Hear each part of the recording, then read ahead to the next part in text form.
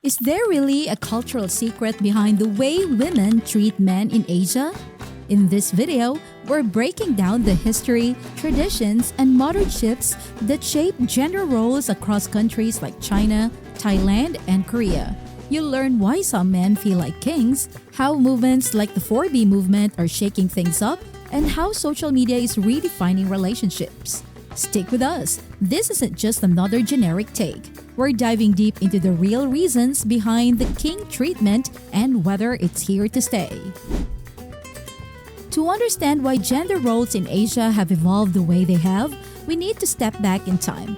Historically, societies in China and Japan followed strict hierarchies that placed men at the top and women in roles of service and support. But why was this structure so deeply ingrained? In both nations, Confucian teachings shaped family life, emphasizing respect, duty, and obedience. Women were expected to serve their fathers, husbands, and eventually their sons, fitting into a cycle where they were valued for their ability to care for the home and continue the family line. During the Song Dynasty in China, this became even stricter with the rise of Neo-Confucianism. New customs like foot binding physically restricted women, limiting their mobility and reinforcing their subordinate position. Meanwhile, widow chastity, the belief that widows should never remarry, gained traction, ensuring that the woman's loyalty remained with her deceased husband rather than forging a new life. These customs weren't just about personal sacrifice. They were meant to maintain family honor and uphold Confucian ideals. But Confucianism didn't just affect home life. It seeped into every aspect of society. In government and business, women were consistently pushed into secondary roles. Even when women worked, their pay was significantly lower than men's, and opportunities for leadership were rare. The idea that a woman's place was in the home meant that workplaces were designed with men in mind, leaving women with little room for advancement. Another major institution that cemented male dominance was concubinage. In dynastic China, powerful men often took concubines, women who were neither wives nor servants but were expected to bear children for their masters. Unlike wives, concubines had little social standing and no legal authority. Their value was often reduced to their ability to produce male heirs, further reinforcing the idea that women existed to serve men's legacies. Looking back, these cultural and historical practices show just how deeply gender roles were embedded in Asian societies. But were these traditions completely rigid, or were there expectations that challenged the norm? Let's explore the next. When discussing gender roles in Asia, most people assume that men hold the power. But what if there was a community where women were in charge? Deep in the Yunnan and Sichuan provinces of China, the Mosuo people follow a matrilineal system, one of the few of its kind in the world. Instead of men passing down wealth, names, and authority, Mosuo families trace their lineage through the mother's side. The head of the household is usually the eldest woman, making crucial decisions about finances, land, and family matters. This stands in stark contrast to the majority of Asian societies where men traditionally take control of both public and private affairs.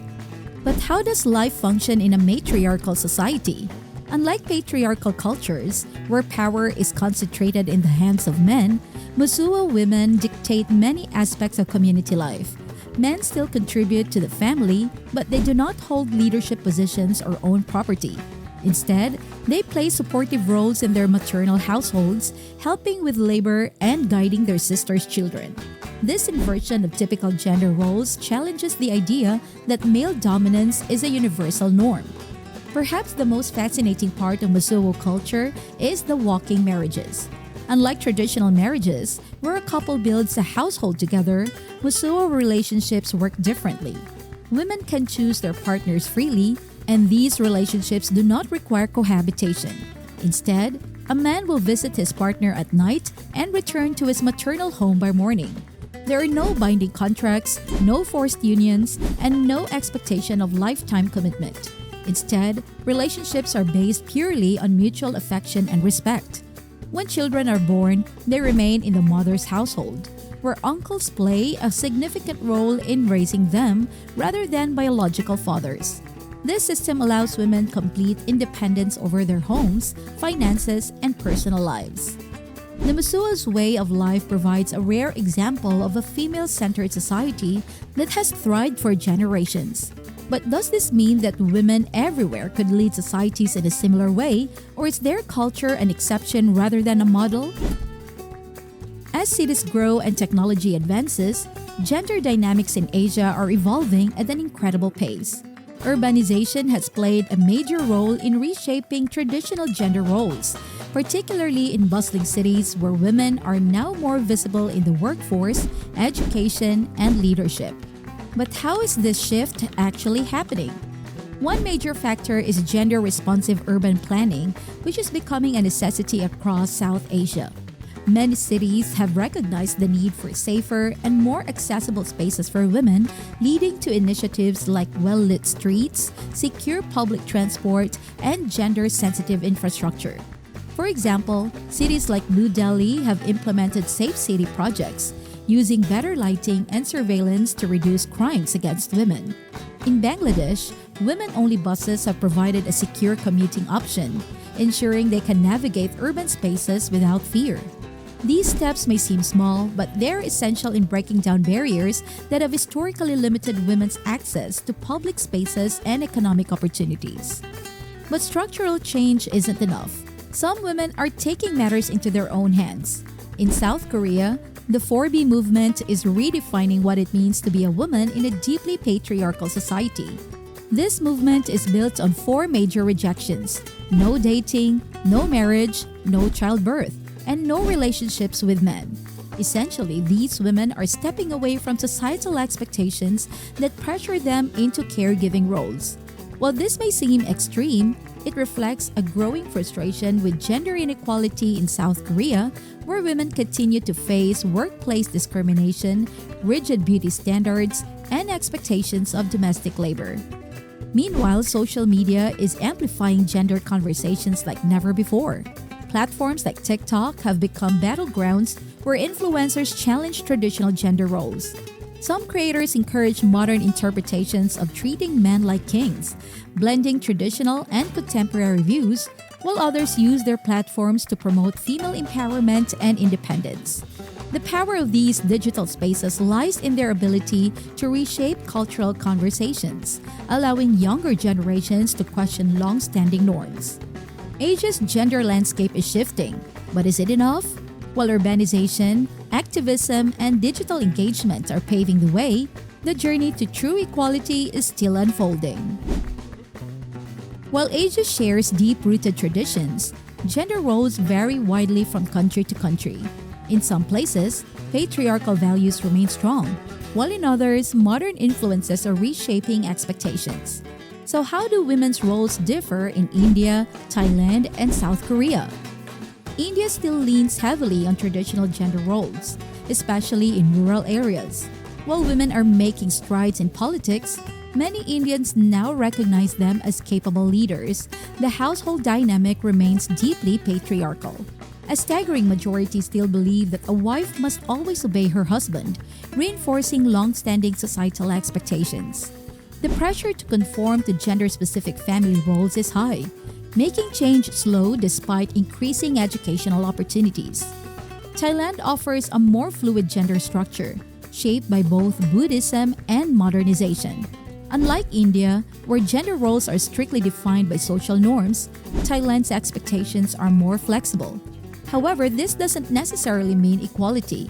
It often comes down to economic necessity rather than ideological change.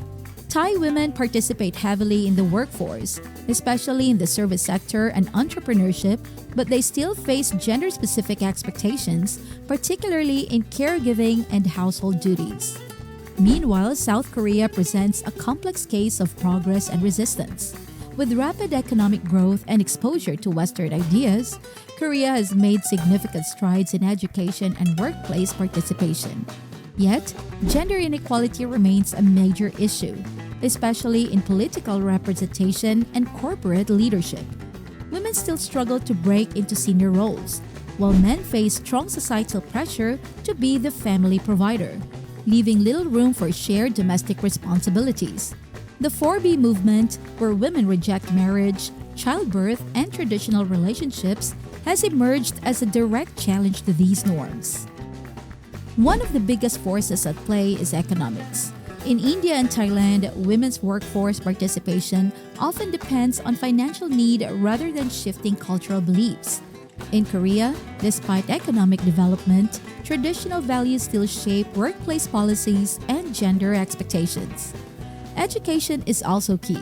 Countries with higher female education rates tend to see greater gender equality, but progress is slow when societal attitudes don't evolve at the same pace. And then there's Western influence, a double-edged sword. While it has introduced ideas of gender equality and workplace inclusion, it has also clashed with deeply ingrained traditions, sometimes sparking backlash rather than acceptance. In Korea, for example, Western corporate models haven't fully translated into workplace equality, showing the complexity of mixing global trends with local customs. Asia's gender dynamics are constantly shifting, influenced by a mix of history, economy, and global ideas. But as modernization continues, will these differences fade, or will tradition continue to hold its ground? While traditions across Asia shape gender roles in fascinating ways, no country blends culture, history, and hidden surprises quite like the Philippines. Did you know there's an island where people speak a language no one else in the world understands? Or that there's a place where fireflies light up entire rivers like a scene from a fantasy movie? There's so much more to uncover, so get ready, because in the next video, we're diving into some of the most mind-blowing hidden gems of the Philippines that you definitely don't want to miss.